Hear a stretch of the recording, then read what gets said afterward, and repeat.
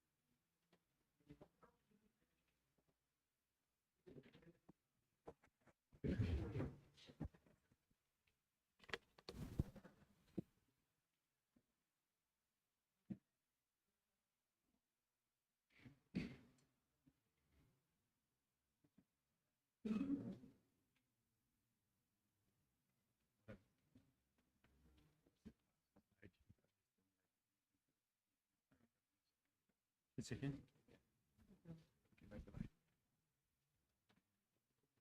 Let's have 5 minutes for your Q&A. Okay. So you will take like 15 minutes. Okay, 15, 20 minutes, let's see. Okay. Hi, everyone. Welcome to the session. This session is about scalable design and system integration. And our first speaker is Fernando, and the topic is bridging scalability and efficiency in modern processor design. Thank you, Mr. Chairman, for the presentation. My name is Fernando Moraes. I am from the Catholic University of Rio Grande do Sul, in Porto Alegre, in south of Brazil. Then this outline of my talk, I start presenting our small RISC-V processor named RS5. It's a microcontroller in effect. And then I'll talk a little bit about two designs, two projects we are carrying on with this processor. Well, in effect, the goal of this design was to teach students to develop RISC-V processor. So the keywords in the beginning of this project is to not use any reference design, make everything from scratch. For example, not use PULP, IBEX, CV32, for example, not use third-party IPs, and also offer flexibility in the design. For example, I have a lot of works regarding security, regarding cryptography, machine learning, so flexibility to add new set of instructions. And then, since the beginning, think about the support for operating systems, and also open hardware to make available this design for the academia community. So, as I mentioned, it is a small microcontroller, 32-bit integer, ISO, with machine and user privileges, an interrupt controller, standardized from Sci5, and a real-time clock. The architecture we are using is the RISC-V 32 integer with optional multiplier and division, atomic instructions to give support, for example, semaphores and so on, complex instructions for embedded system to reduce the memory size footprint, the CSR to give support for machine and user mode, hardware controls, the HPM, and also have a custom offset-based virtual memory extension that was integrated in this processor. I put in the bottom of the presentation some related publications. We have also other optional extensions, ZCont for conditional instructions, CB to reduce further the code size. An important extension you are using is CKNE to implement in the processor the AES compression algorithm. So basically there are two instructions for the AES, and we modify the TinyCrypt library. This graph shows that you can encrypt and decrypt the AES 10 times faster than without using this extension. And also have a subset of the vector extension with the VLAN varying from 64 bits to 1024 for machine learning applications. About the extension for memory, paged memory extension is named OSVM. It implements a paged memory organization. It is an alternative for example, the CV32 that requires the supervisor mode, and we don't have the supervisor mode in our microcontroller. And also it is an option for the physical memory protection. We evaluate this extension in the IBEX processor and observed that it normally doubles the area footprint. So implement these dedicated instructions in dedicated CSRs. So there is no need for additional instructions. Well, the vector extension is not the focus of this presentation, only to mention that we have this vector extension targeting machine learning applications. It is a three-stage pipeline model inserted in the execution unit and implement the most used instructions for example, deep neural networks.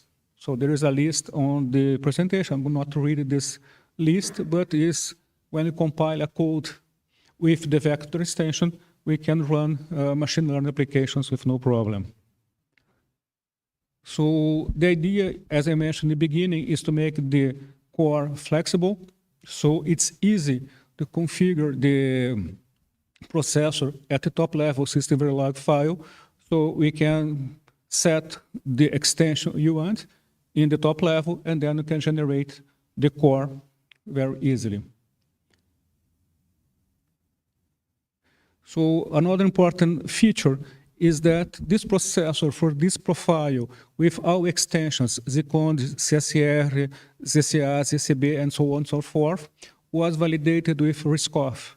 So this core is compliant with the ISA from all these extensions. So I run this test last week, so it passed the 112 tests over the ISA, and then the RISC-V is compliant completely with such profile, these extensions. It's important to mention that there is not yet a test, architectural test for the vector extension. So we're waiting the architectural test for the vector extension. Only to explain a little bit the implementation. It is a quite standard microcontroller. It has a 4-stage pipeline: fetch the code, execute, and write back. Sorry. Try to put this somewhere. Better. So the fetch model, the main functions is select the program counter, and it set the program counter according to reset, traps, jumps, or sequential operation. It can also manage the virtual memory addresses if included the OSVM extension, and it also have a decompressor model to translate the 16-bit instructions to 32 bits when are using the compressed set. The decode unit, also I mentioned, is a standard microcontroller. It has the general purpose register file, and it extracts the operators and implemented forwarding, hazard detection, and branch prediction. The branch prediction is optional because in FPGA it's observed that it increases the critical path of the circuit, so we made it optional for FPGAs. Then the execute unit, we have the load store unit, arithmetic and logic unit, the branch unit, the CSR unit that execute atomic instructions in the CSRs. multiplication and division, and also the vector instruction. It is the three-stage pipeline I mentioned before. So in the executing unit, you also make the write in the memory, the data memory, and also management in this stage, the multi-cycle operations. For example, multiplication typically requires 4 to 5 clock cycles. Division may take up to 32 clock cycles, atomic operations, and the vector operations. So in this stage, using the hold signal, we manage the multi-cycle instructions. Lastly, the write back stage, write the results in the register bank or load from the memory. And we have also the memory management unit that virtualizes addresses. We have also two standard peripherals, the platform level interrupt controller that manage external interruptions and a real-time clock, and both are memory mapped peripherals. In terms of the performance of this small processor, it has a core mark of now 225 at 100 megahertz, and comparing it, for example, with IBEX, it has a small, little bit more area, 26% more LUTs and flip-flops, but has twice the performance. And it tests on an X7 FPGA. In the Alaska's paper, we have compared also our processor to other cores implemented in the same FPGA. So you can see that we can reach 100 megahertz with a core market, in this case, 212. The IBEX one, the maximum frequency reached in the FPGA was 50 megahertz due to two-stage pipeline. IBEX is very simple, only 2 stages. And you have also performance comparable to the CV32 that runs at 70 megahertz. So the performance of this small core is very good. Now I present the two designs that we are using. The RS5. Memphis is a many-core platform, originally published some years ago. Now it has evolved. So a many-core, only to mention, it's a SoC with 100 to 1,000 of processing elements. And normally it uses a network on chip to provide scalability and parallel communication. In this case, Memphis means many-core modeling platform for heterogeneous SoCs. It has a full stack from the software to the debugging tools. So we have the software stack, operating system, hardware layer, generation tools, and debugging tools. We have an homogeneous regions with the set of general proposing cores, the processing elements that have the RISC-V I mentioned before. And in the borders of the homogeneous regions, we can have peripherals as shared memories and accelerators. In terms of the processing element, we have the RS5 processor. It's interesting to mention that even if we use the vector extension, we keep in the vector extension the same address and word width.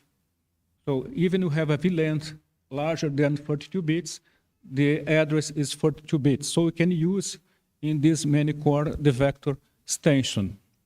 We have the DMI. It's a network interface with DMI capabilities. We have scratchpad memories and 2 networks on chip, in fact.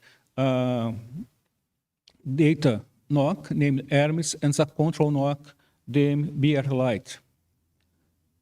The network on chip has DMA capability. The idea is not to stall the processor when you are making the transfer of packets between processors. So we have implemented DMA inside the network on chip. The local memory, we have 2 scratchpad memories. There is no cache memory in this many core. And you can run several tasks using the OSVM extension. So we have an operating system that is able to schedule the tasks in this processor. The packet switching router, it comes from the Hermes NOC. It's a, let's say, old NOC. It starts in 2004, but it's a quite standard network on chip with XY routing, packet switching, wormhole credit-based flow control. We have other flavors of this network on chip. We can use an asynchronous NOC using KDI, virtual channels, circuit switching. But for this design, we keep this configuration a simple NOC with only one physical channel without virtual channels. The second network on chip, this network on chip is quite interesting. It's named BR Lite. It comes from the BR NOC. It is a network on chip based on broadcast transmission. So when we send a message, we transmit this message as a wave to the entire many core. So we can reach very quickly any processing element, and also it's a fault-tolerant NOC. Even if you have a fault or a congestion inside the many core, we can transmit the message. The operating system, it's named Maestro. It's homemade at the university. It manages the user tasks, the virtual memory, the scheduler. We can have a best effort or real-time scheduler, system calls, and the message passing interface. We support the newest GCC 14.2. Why? Because it provides auto-vectorization, so we can obtain the code using the vector extension natively from the compilation. We don't need to add vector extensions. The GCC can make this for us. We also have support for the new lib, by default the new lib nano, so we can implement the applications using standard C code. Applications are modeled as communication task graph, so we have tasks that send and receive packets from other tasks. An example of C code, not necessary. When you are simulating this platform that is described entirely in System Verilog, we can, at runtime, using a graphical interface to see what is happening during the simulation. This is the main window. We can see the communication flows, the routing algorithm, how much we are using the links, the link utilization. We can debug some protocols inside the network on chip. We can also see how tasks or applications are mapped. Here in this figure, we have a 4x4 many core running for applications, and you can see that each application has a different color, and we are executing 2 tasks at each processor. This is a parameterizable number that you can set at design time. Also, we can observe the debug, the scheduling of the tasks at the application level or at the processor level. So in this case, we are seeing the scheduling of 2 tasks in the processor element 03, and we can note that you execute 2 tasks and you have a lot of idle time. In this case, probably you are executing an application with a real-time constraint that we relaunch the tasks after the hyper period. So this menu core is publicly available in this link. You can also download the slides and get the code. And the second design, the second project you are using now, this RS5, is a project founded by FAPERX, the founding agents of Rio Grande do Sul. It's named SOC YMed for medical monitoring of vital signs. It is conducted by 3 universities, PUC, the university I work, Unicinos, Unipampa, and supported by InSilica. So a general view of the design, we have Unipampa working at the analog site, getting signals, analog signals from sensors, sending these signals after the ADC to our digital part that I mentioned next. So then, after processing the digital signals, we send the data to the Bluetooth that is implemented by Unisinus, the Bluetooth low energy, and we transmit the data to an external world. All this design will be implemented in a single SoC, mixing analog signals, digital signals, and also RF. Our part, the digital block, it's a quite standard block of microcontrollers. We have the RS5 processor, the interrupt controller, real-time clock, a set of standard interface models as KSPI to connect to a flash, embedded memory, UART, GPIO, and so on and so forth. We have the interface with the analog and digital analog and Bluetooth models. So here we have the analog front end and the Bluetooth front end. That makes the interface between these models. We can emulate the signals from the front end or to the Bluetooth by an external SPI model. And we don't have in this first design a bootloader. In effect, we load the design by SPI or by the UART when you fill the memory. What is running in this processor? We select the Zephyr OS. So it's an open source operating system. We ported Zephyr to run inside this design. It has the same memory footprint of our Maestro, around 20 kilobytes. And you have a lot of drivers available in the Zephyr. One of the reasons we select Zephyr in this design is that it has the Bluetooth stack. So it can integrate all the Bluetooth packet treatment directly with Zephyr. I like this figure because it shows that we are running in the FPGA our digital part. We are emulating the analog part externally from Arduino, for example. So here we are transmitting data that were collected from the ADC. And here we have a screen connected to the host computer. And all the communication between this board and the host computer is encrypted by AES, by the processor. And you can see at runtime that we are executing in this processor 5 different tasks, 5 different threads. And here you have the debug from the kernel, from the Zephyr. So we validated all the digital part using this environment. Now we have finished the GDS of the digital part. So it is running at 226 megahertz. And we have passed by the simulation, the free corner post layout. The sign off is okay. All the tests of setup and hold. And we finished the integration with the pad ring. We can see here our model. And it is routed with the pad ring. Now, okay, just time. Now we are sending, we're integrating with the other models, the analog part and the Bluetooth part, to send to the TSMC 28 and expect to have the tape out in November or December.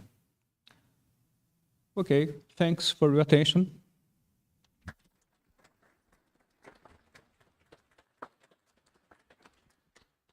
So, do you have any question? Yes. Oh, sure. First of all, congratulations for that. One of the presentations that has been focused on delivering a product rather than writing papers. Yes. So no mention to papers, but to deliver a product. In effect, there is a lot of research that use this processor, but the goal here is to present the processor itself and the projects we are doing with this processor. I see. One of the questions I have is, do you use a third-party Bluetooth low energy, or you have implemented by yourself as well? The university, Unisinus, he's implementing the Bluetooth by scratch also. They have expertise in Bluetooth. They already have a chip in 65 nanometers working in Bluetooth. TSMC? Now they are porting this design in 65 to 28. and we expect to have all this circuit working well with our model. Okay. And you are porting the design from 65 to 28 by No, they are visual shrinking or no, they completely need redesigned? to redesign because it's another team, the other university, but they need to redesign several models because the technology very different. Mainly the part related to the oscillators, the all digital PLL.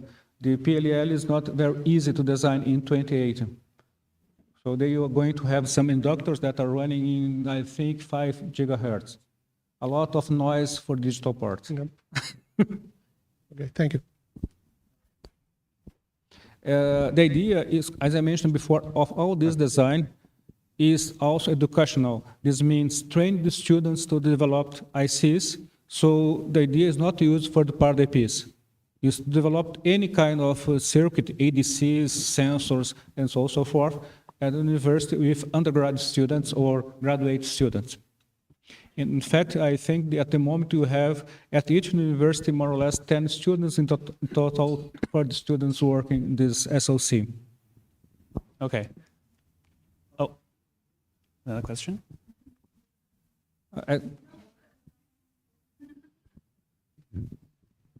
Okay, thank you for the very nice organized presentation. You covered a lot of topics, like 3 full-grown papers there. But I would like to focus in the in your multi-core approach, in your many-core approach, actually. I would like to understand what's the idea beyond this project. Like, if you go back like 10 years ago, do you know about kilocore? Yes. This looks like what kilocore did, and I didn't see that the kind of approach growing. Like, do you have any performance metrics, or like what's the goal of this many core approach? Yes. I don't know why that it's blocked. 1 second. Oh. Not working. The goal is to make research on many cores.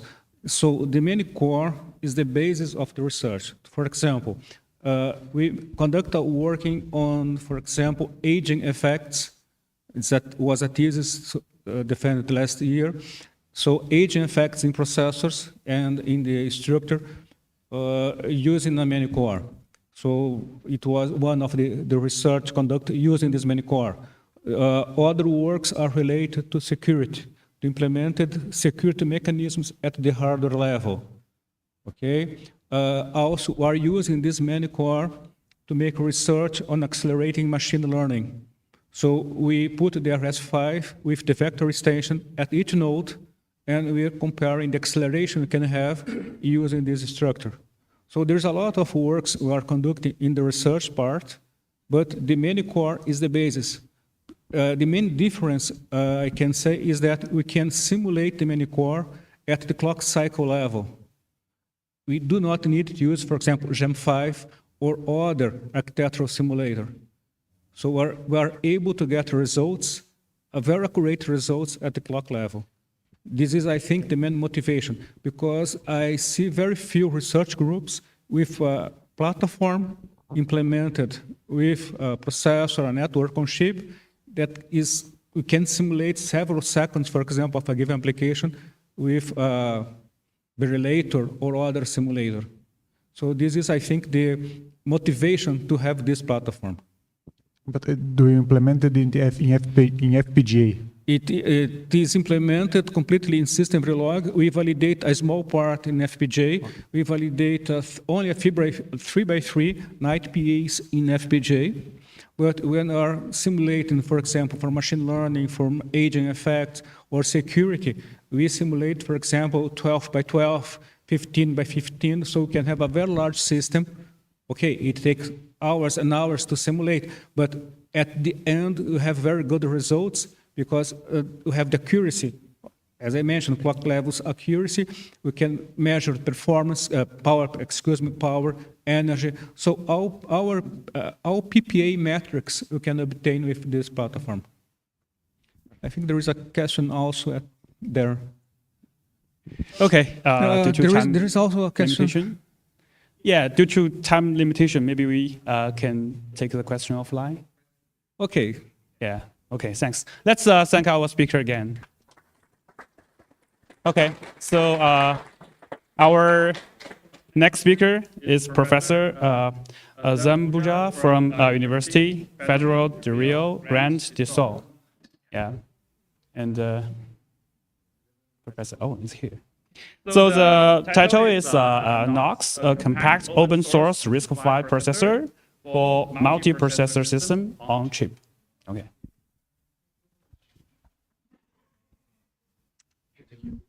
Thank you for the introduction. Let's just wait for the slides.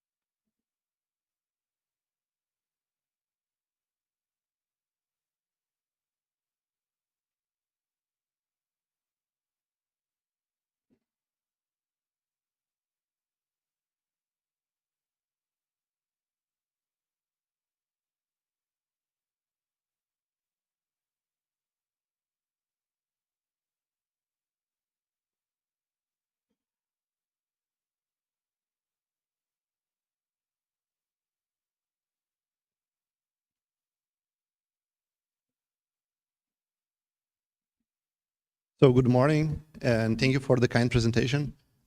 Today I'm going to show you Knox. This is also a RISC-V based microprocessor. This is actually a brief snapshot of what we are doing at the chip laboratory from the Federal University of Rio Grande do Sul with my colleagues here, Fernanda and Antonio in the background. So Knox is a compact open source RISC-V processor for multi-processor systems on chip. This presentation was made for a broader audience, so I have some introduction as what is RISC-V. I'm just going to jump over that part and go straight to, do we need another RISC-V? So there is a small delay here, I just don't want to step over too much. So a good question is, do we need another RISC-V? And my answer would be yes. Previous to RISC-V, I believe Zufu said we had Intel for server side. For the embedded systems, we previously to RISC-V we had MIPS basically, and then some Spark and PowerPC. After RISC-V, we have basically domain-specific processors. So we can design our processor for our own applications. So such as AI and IoT. Some people were saying AIoT yesterday for agriculture, for the edge, and even for HPC. So we can start designing our own processors for our own applications. So another RISC-V, I believe, is always welcome. So about Knox itself, I'm going to divide this by what is Knox, what can Knox do, and then some numbers, some comparisons for area and for how it works on core marks and such data. So Knox was designed from scratch, so it's also not based on anything out there. It was based on Patterson's book. That's it. So basics on computer architecture. It is a simple core. I'm going to show you it's a 4-stage simple core. So I wouldn't classify it as a micro RISC-V, but I would say it's a mini RISC-V. It's not the smallest out there, but it's on the small side of processors. It's open source, so it's on GitHub. It supports free RTOS, and it passes all RISC-V compliance tests. So we can call it actually a RISC-V processor. So on one side, you can find it at github.com/AI Nacio. Actually, this is Anderson Inácio. It's the main author of this paper. You can find it at Knox. It does support FreeRTOS, so I'm going to show it running soon, and it passed HISC-off. So this is showing FreeRTOS working. So we have two tasks here, and basically it works.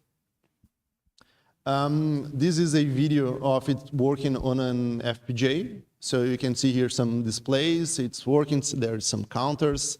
So again, it works. And this is actually interesting because making a RISC-V processor is quite easy, but making it work kind of slightly harder, and making other people make your RISC-V work is even harder. So this RISC-V is actually quite easy to use. We have Docker, so you can just download our container and compile, and everything should work fine. It was originally built for multiprocessing, so we also have a custom-made NOC from scratch. It's quite simple. We haven't even published it because it's actually really, really simple. And here we have a case study application of a NOC with 4 NOCs running some image processing. So what we are doing here, we have a webcam. You can see here. It basically takes a picture from the webcam, slices it on lines, sends the picture to a master core, which distributes into 3 other cores. They process each line, give it back to the original, to the host. So we can see here kind of what the results look like. So this is just like the original image. This is actually Anderson. So if you haven't met him, this is Anderson. He's currently working at Qualcomm. So we have a grayscale, and then the filtering working on real time.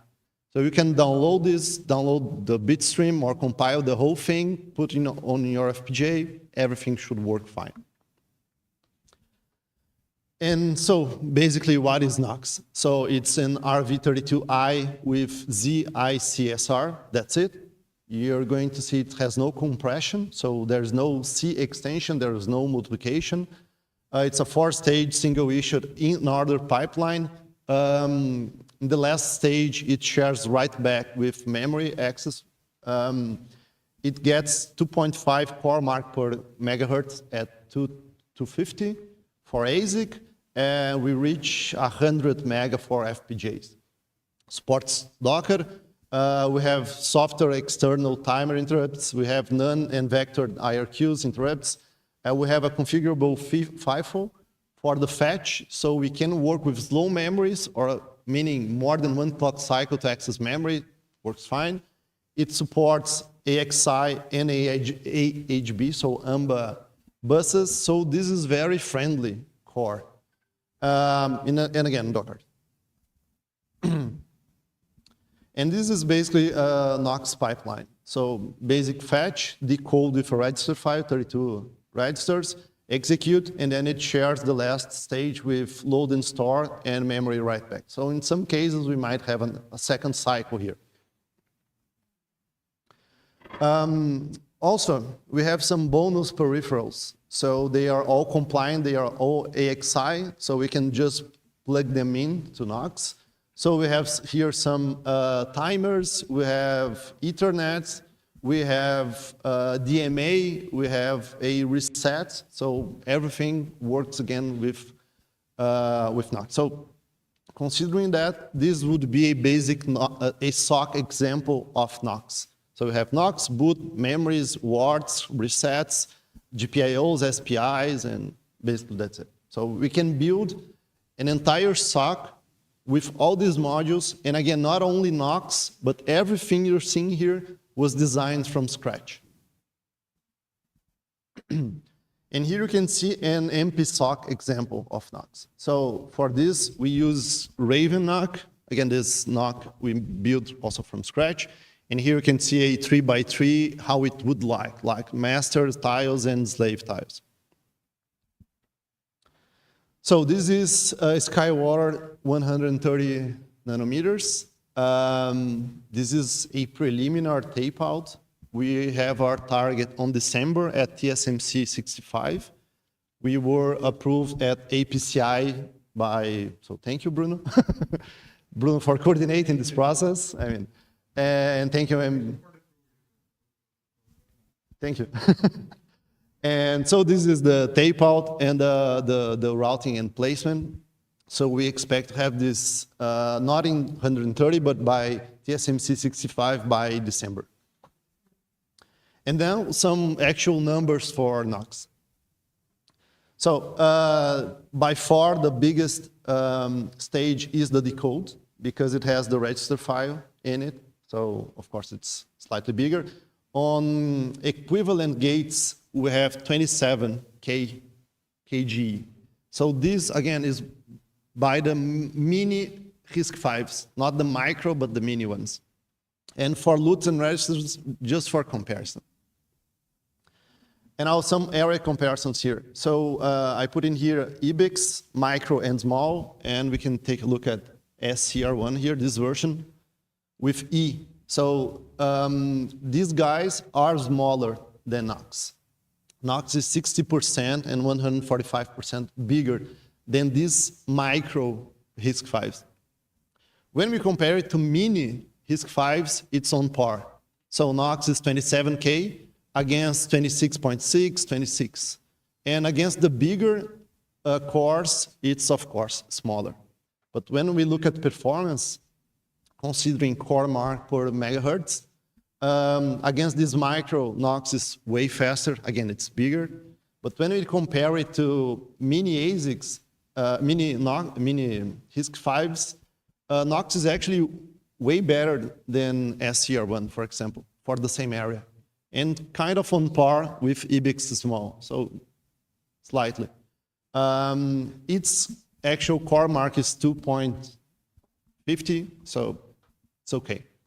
And this is running at 250 megahertz. We synthesized it with IOSIS, so this is what you got. And now, to finish this presentation, some conclusions and future work and some spoilers. But so Knox is a compact, I would call it mini RISC-V processor. It's open source all the way. It was built from scratch, every single line of code, every single module, every single hardware, basically built upon basics on computer architecture.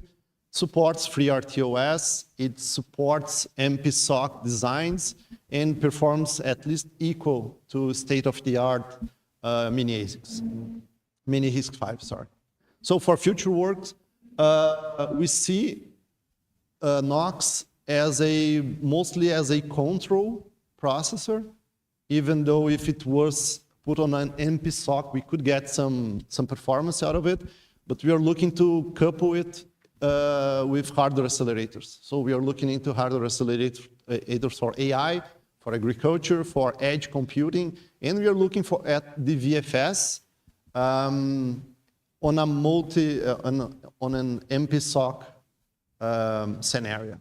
We are also looking for December, the first TSMC 65, and we have a schedule for 26 for 16, TSMC 16. And then with some more than just a SOC. We are looking into some accelerators and some spices over there. So I hope to see you at Grow 26 with some new updates. So that's basically it. So thank you for your time.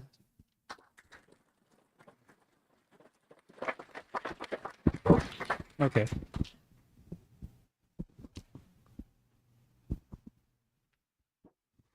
Nice talk, Azambuja. We have implemented, besides the standard ISA, only the multiplication extension?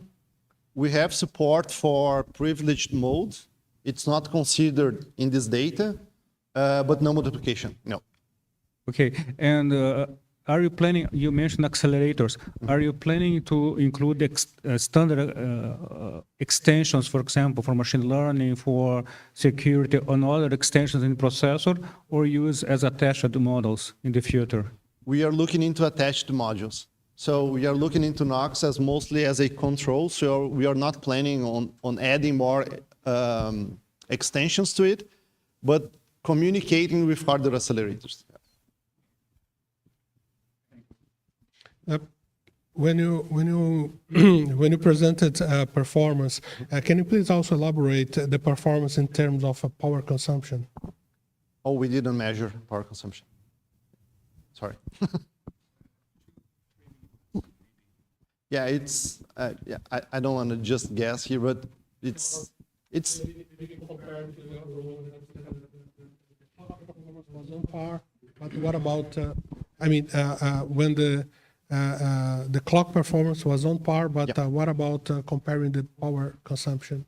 yeah. The information I can give is our target was 250 megahertz, and we had those gates like 27 kilogate equivalent. So we could infer a little bit about power, but I would guess it's on par with the state of the art.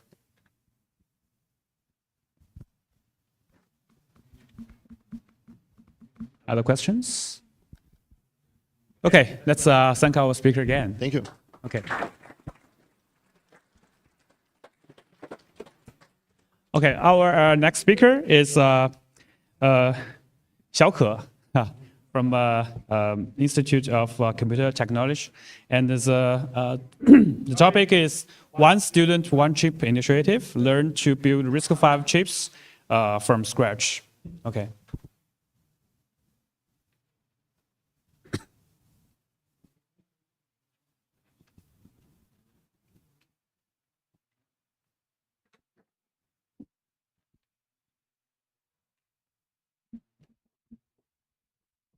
Okay. Hello, everyone. Good morning. And my name is Xiaoke Su, and I'm from the Institute of Computing Technology of Chinese Academy of Sciences. And I'm one of the members of the One Student, One Chip team. Today is my great honor here to represent our team and give this report to all of you. And our topic is on the One Student, One Chip initiative, which aims to equip the students with the RISC-V design processor chip design skills from scratch with the use of MOOC. So let's go on. The first part I'll introduce is the background part. I think Professor Bao yesterday have already introduced some, so I'm gonna go through very quickly. Our initiative was launched in 2019, like by the UCAS, the University of Chinese Academy of Sciences. And our very key point of us is learning by doing, which means we didn't give every detail for the students. It's more about the students' self-study. And the other properties are non-profit, open, and learn on demand, which means everyone who is interested in the RISC-V chip design could just participate in us and start learning it for free. The first OSOC was started from the August 2019 to the December. And the slogan of it is allowing the students to graduate with a process chip designed by herself. And there are 5 senior undergraduates participated, and they completed the design of a 64-bit RISC-V processor just in 4 months. And the chip was successfully taped out, and they were running Linux and the self-built UCAS Core OS successfully. And there is a very quick development timeline of them. And the first OSOC, the chip result is called the Nutshell. And here are some details of it. And Nutshell is also open sourcing on the GitHub. And here's some feedback from the students in the first OSOC. The first point is the self-exploring. Like, we don't give every detail, so the students need to find their own method and try to implement it very independently and try to verify it and even just start over. And the next point is like to change the viewpoint from a user to a creator. Like, the students will not only just know like how to use the computer, they must know how to build the computer as well. And they might find like they feel the confident and patient and gain a lot of accomplishment. And the RISC-V, the Nutshell report was accepted by the RISC-V Global Forum 2020. And the second part is like like curious about like how is the current OSOC look like, and I'll introduce our teaching model and the organization model. So from the from the third OSOC, which is from 2021, we start to be a large-scale talent training program.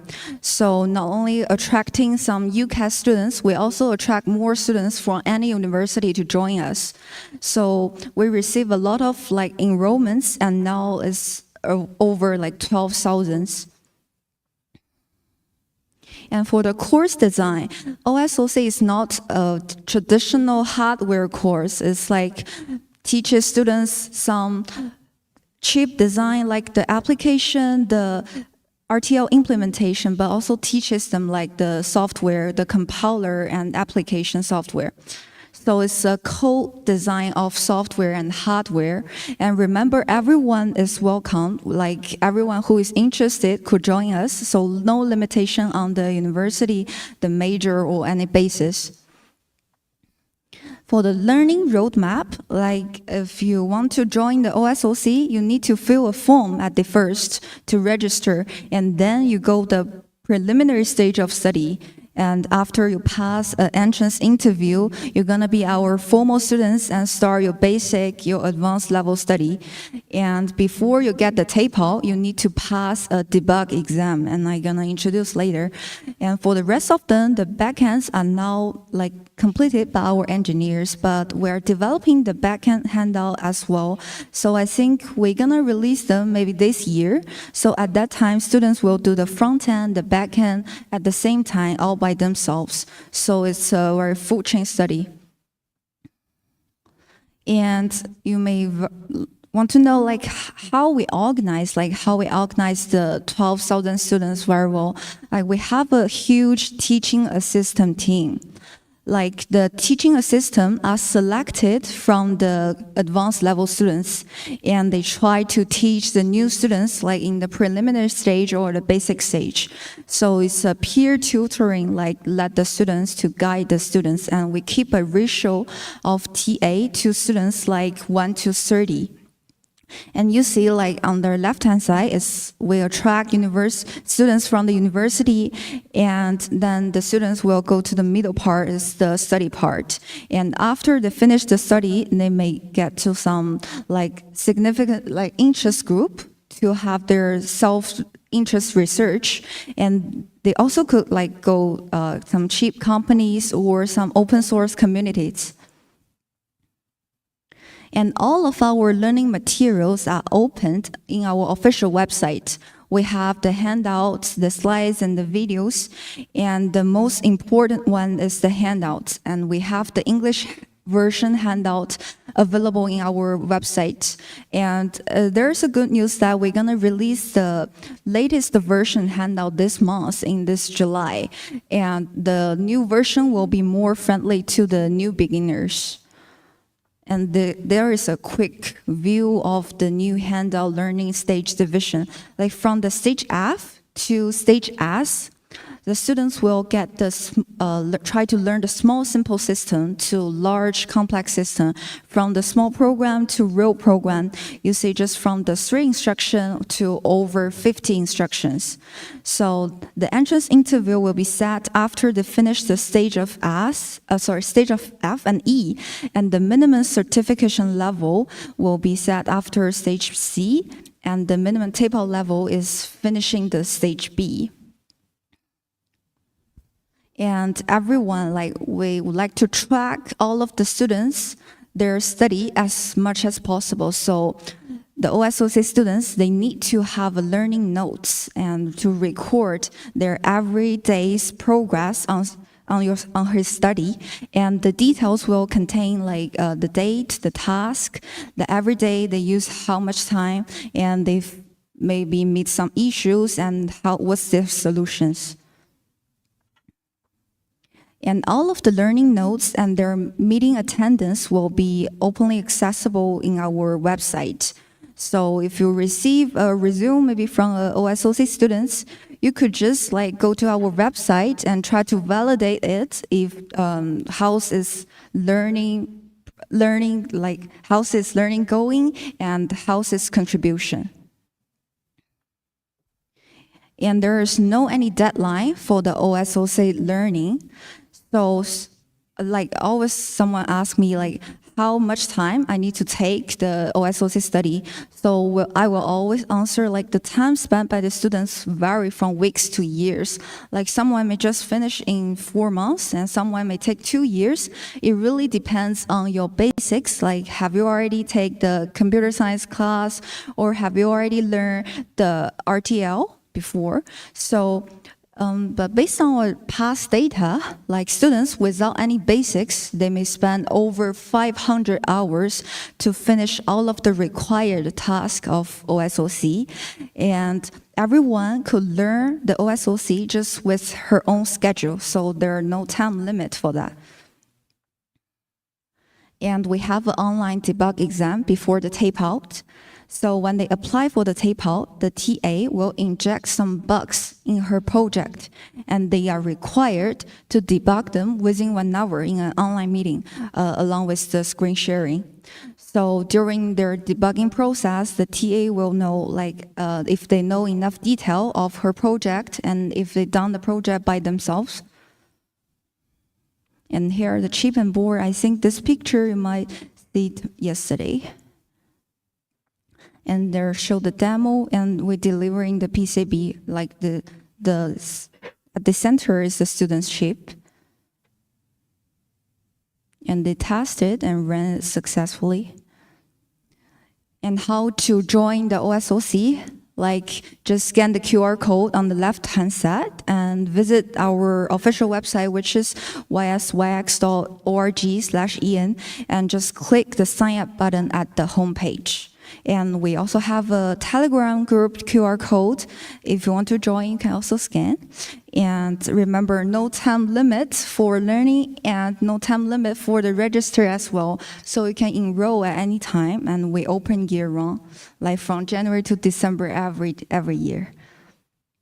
So the third part, I'm gonna introduce some collaboration ways of OSOC. And if you are interested in this part, you could just contact me, and my email will be left at the last page. And now OSOC is ongoing with the roadshow event in China. We have already visited more than 30 universities in China. And for overseas, like professor in Kazakhstan, like he's from the Nazarbayev University, and he heard about the OSOC from Professor Spau's talk in the RISC-V Euro Summit in Barcelona. So he contacted Professor Spau and tried to promote the OSOC in his school. But he found that, like in his country, the students might have like lack of the computer knowledge. So he registered an elective course in his school. It's called the Microprocessor Design and Verification. And this will be very helpful for the university students to do the future OSOC studies. So some of them take the course and try to do the OSOC, and one of them finished the study and successfully designed a RISC-V processor. And this March, the students called August, he got his chip back, and also tested very successfully. The chip is totally designed through OSOC, handout and tape out by us. And this is also the first self-designed processor chip in Kazakhstan, and which demonstrating a very big milestone. And based on our very good collaboration with the Nazarbayev University, we set the OSOC overseas base in Kazakhstan and forming a very actively students community.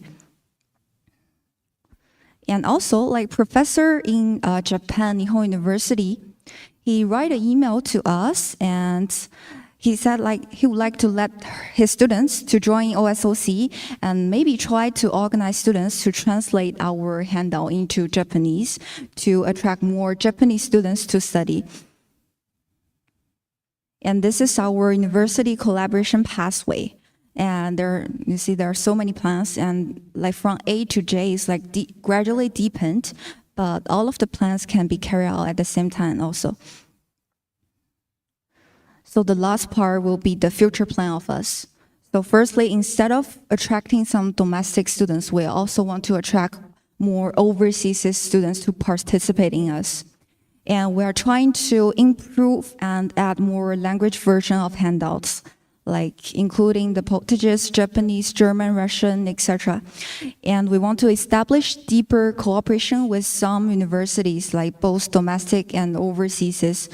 We currently have some large study group and the workshop or the basis in some university and cities, but we want to promote them everywhere.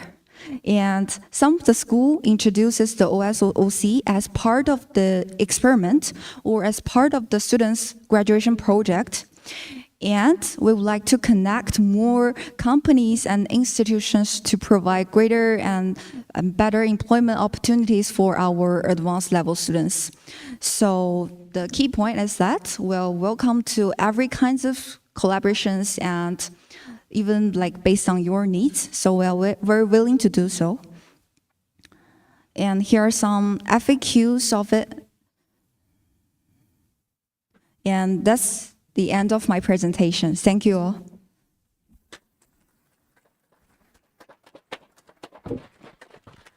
Okay. Any question? No? Oh, maybe. Okay. Thank you for your presentation.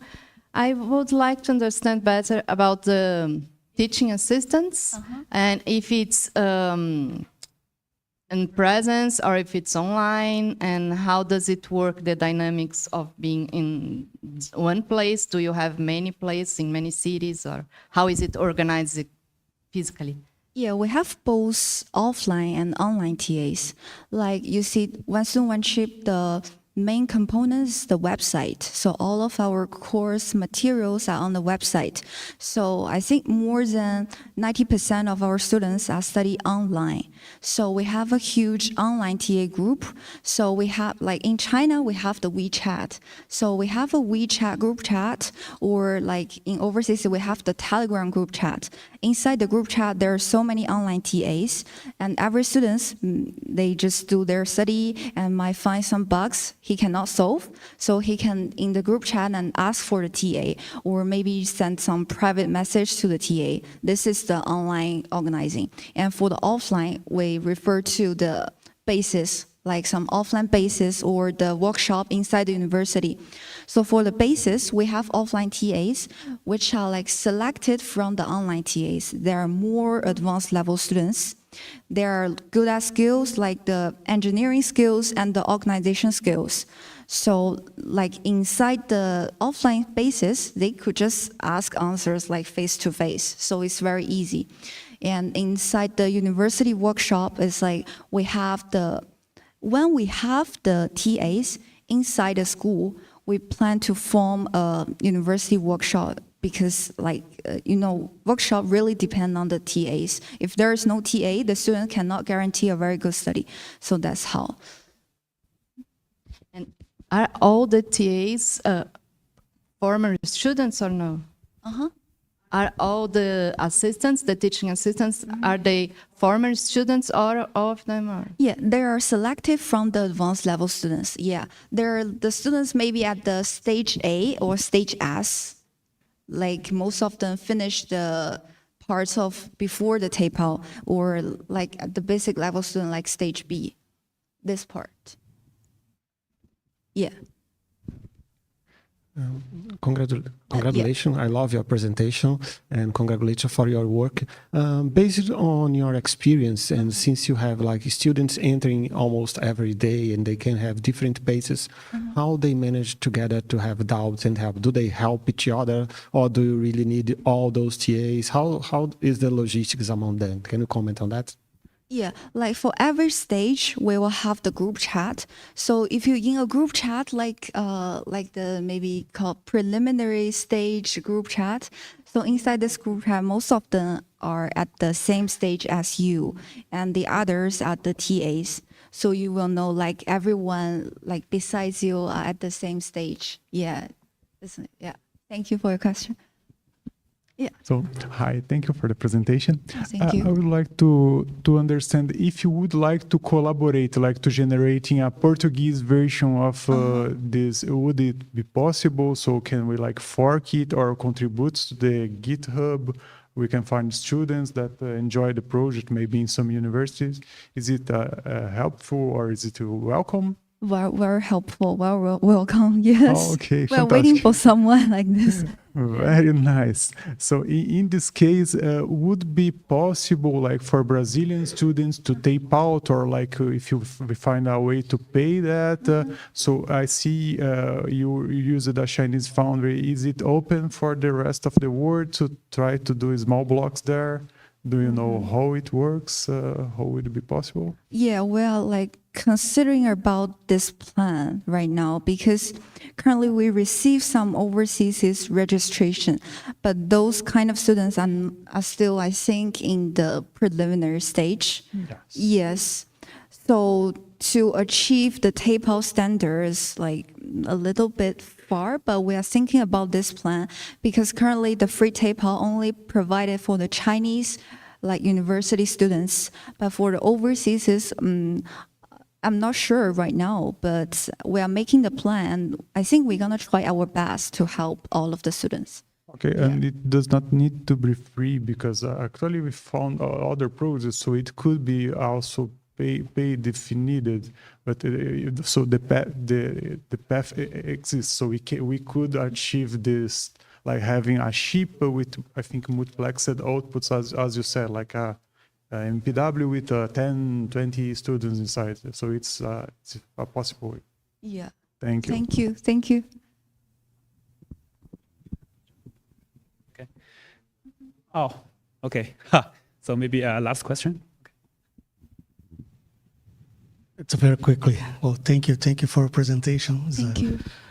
very helpful. So this is only a small comment. Here we're running now 3 training programs, namely ICs Expert, IC Digital, and IC Innovator. The Professora Fernanda is one of the coordinators of this project. So I'd like to invite the people from Bosque and the One Chip One students to make a webinar for the students to present the opportunities. And then I think this is a better way to convince more students go to this initiative. Okay, so don't forget to make the conversation, okay? Sure. We Thank can you talk very in- much. Yeah, in the lunch break. Thank you. Thanks. Okay, so let's thank our speaker again. Yeah, thank you. Okay. Our next talk will come from Professor Antonio Carlos Beck from University of Federal do Rio Grande do Sul. And the topic is provisioning in multi-FPGA edge environments based on RISC-V architectures. Okay.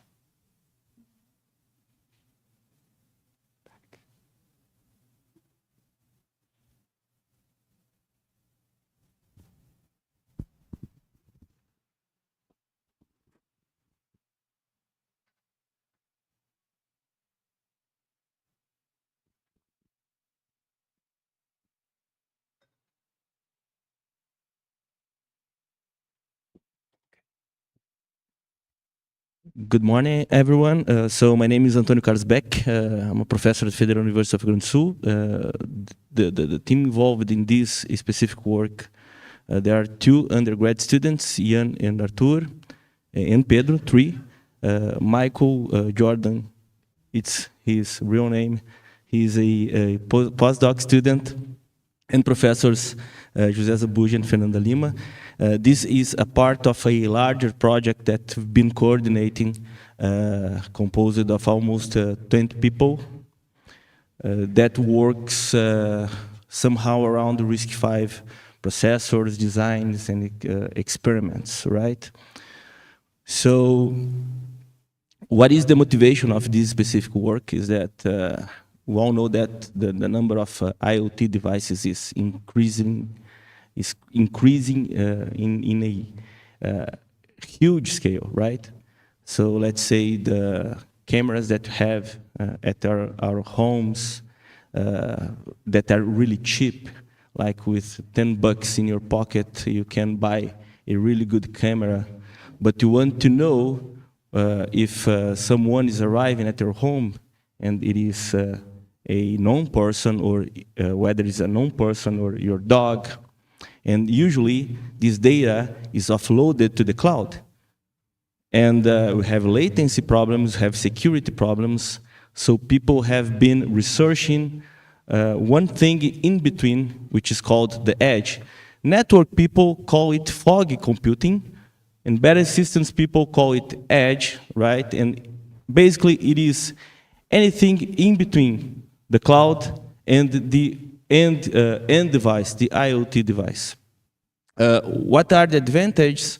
Well, improved latency, improved security, and one of the options that you have that you can implement as an edge server is an edge composed of multiple FPGAs. Why? Because they are reconfigurable. So you can exploit this capacity so you can adapt to the incoming workloads. And that is our experiment. But actually, this is the first step that our group is making towards some sort of standardization of what we've been doing with RISC-V processors in the accelerators. In other words, how can we get all designs we've been developing and improving, and put all of them into one place. So this work is about how to manage this design heterogeneity, in the sense that you may have multiple hardware designs, you may have multiple FPGAs, and multiple incoming tasks from different IoT devices that perform different things. So let's say you have two different workloads and have a FPGA that may comprise one specific RISC-V processor and one specific accelerator. But let's say you want to improve the energy consumption, and you may change the design to another one, which, let's say, will deliver less energy consumption with some loss of accuracy, right? So the framework is called HEGI, and let me show a figure. It's a little bit complex, but let's say that you have different IoT devices, right, that will produce tasks that are sent to the edge server.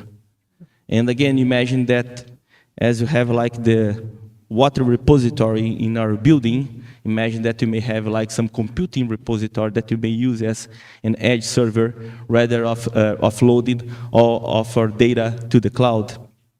And you have this pool of hardware components. I was told that we have a delay here. This is an example of latency when offloading stuff. And we have this incoming workload, right? And you have this pool of accelerators.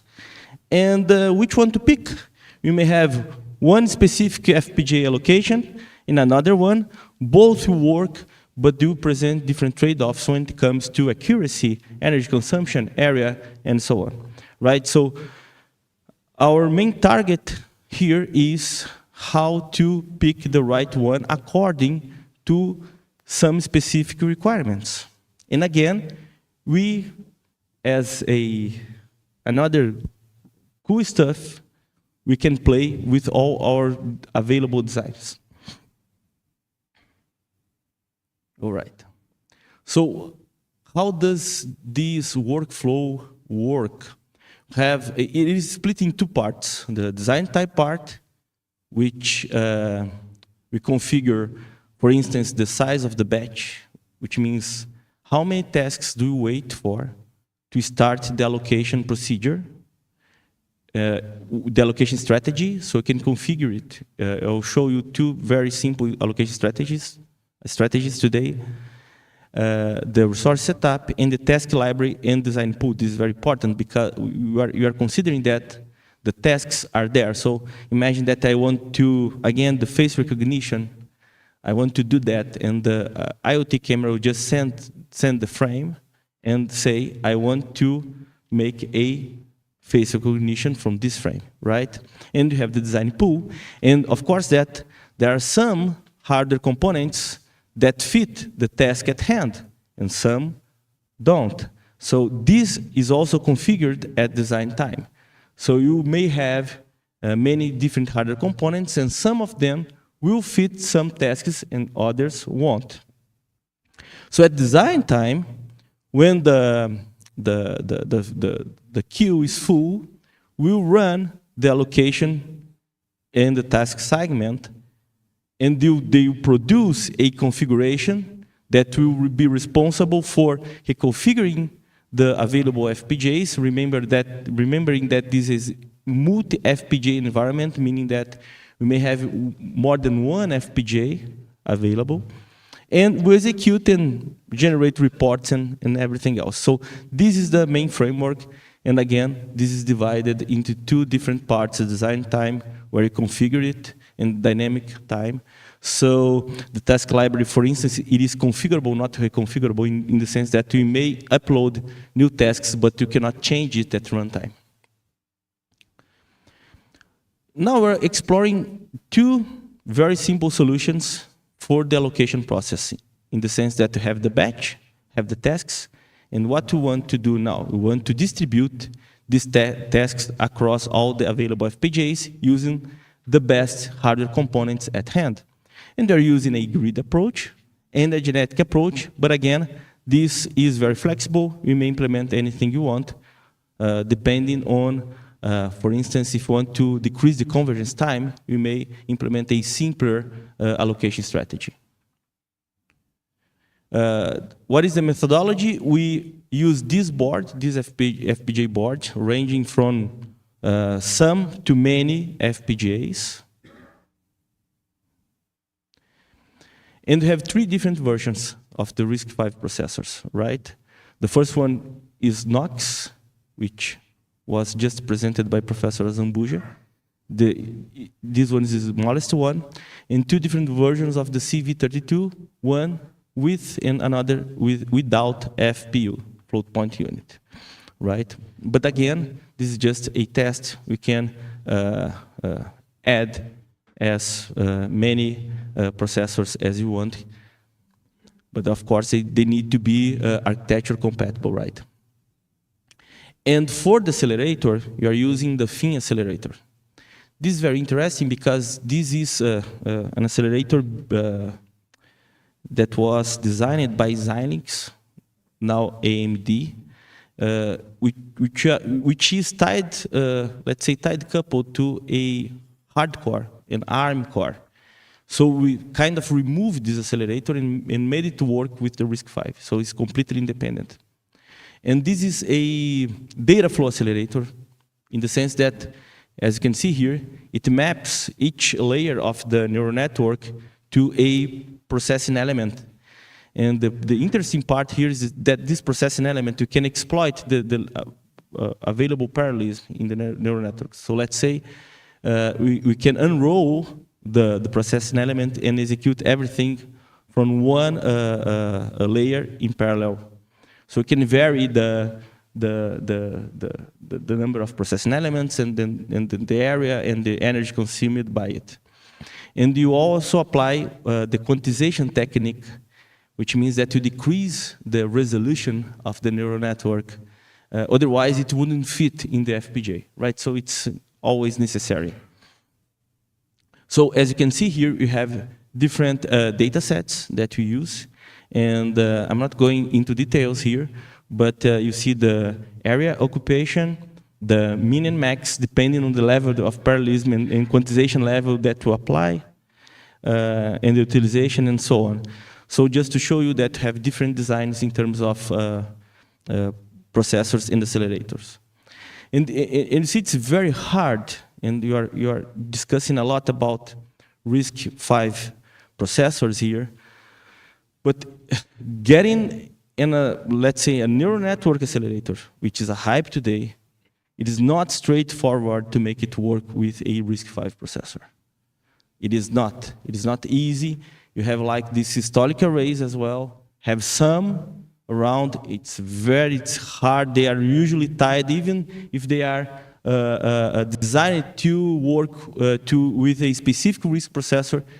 They work in that socket and that's it. So it's hard to decouple it from the SoC, the original SoC. So we compared our method with different ones. So we had to make had to come up with some different scenarios so we could compare. So let's say that this would be the static distribution would be the natural solution, the original solution, right, without any kind of optimization. So we have like the equal hardware distribution, which means that we get all our hardware components and distribute it across all the available FPGAs, and that's it, without any kind of optimization. And the static best hardware distribution, which is we get a random set of tasks and try to figure out which is the best hardware combination from that random distribution of tasks, which will not necessarily be the same one that we use during the execution, during the requests. And then you have the dynamic heterogeneous, which is dynamic, but it is greedy and only considers the current FPGA. So if the FPGA is filled with hardware, then we start another FPGA process. And we have the Oracle, which basically is dynamic, and it is, of course, used simulation in this one. And it has infinite time in the sense that it is not exactly an Oracle in the sense that you deliver the best possible result, but it will execute a genetic algorithm during hours, so we can, let's say, get the top 3% best result. And for this static distribution, hard distribution are using two different methods for task assignment. So let's take a quick look at the results. So of course, that I'm going to present here is that, okay, you are better than the others and near to the Oracle, right? So here you are varying the number of batch size. So how many incoming tasks are necessary so we can start our distribution process. And here is the energy consumption, and here is the make span, which is the total execution time. It's a pretty name for total execution time. And as you can see here, here is the Hedgie, and here is the Oracle. So the algorithm is pretty all right. And here is the traditional static solutions. And here is when you are changing the number of available FPGAs 3 to 8 in the x-axis, and their total execution time, and here the energy, and this bar here is ours, this is the Oracle, and these are the static solutions. So you can see, of course, we all know that, right? A good allocation will deliver us better results when it comes to energy, performance, and everything else. The challenge here is how to configure everything together. And again, it was an exercise to our group to trying to make some sort of standardization of our whole process. And finally, here is the convergence time, which is basically the time it spends to converge to its solution. And here is ours, so again, it's all right. Better than the greedy, but not as fast as the greedy one, as we all know. So that's it. To conclude, I know that everybody's hungry. This is an edge framework that our grouping has been working on that tries to somehow get all the hardware components that we've been developing and put all of them in just one place. We have a team today of almost 20 people, right? Considering students and professors working at different levels of the RISC-V development. You've already seen the presentation of Professor Azambuja on the Knox processor. You'll see the presentation of Professor Fernanda considering fault tolerant RISC processors. So you see that we are working at different levels of the RISC-V processor, right? So thank you very much. That's it.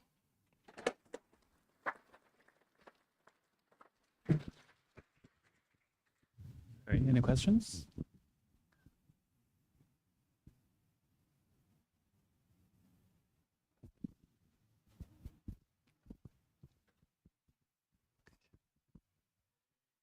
Oh, sure. Thank you. Very complex work. A lot of topics integrated. And how did you estimate the power that and the energy you present at the end? Everything was implemented in FPGA, so using basically using the Xilinx tools that gives you the power consumption of each hardware component. The problem with FPGAs is that have like a static power, right? So if they are turned on, they are consuming power. So the multi-FPGA thing is that if you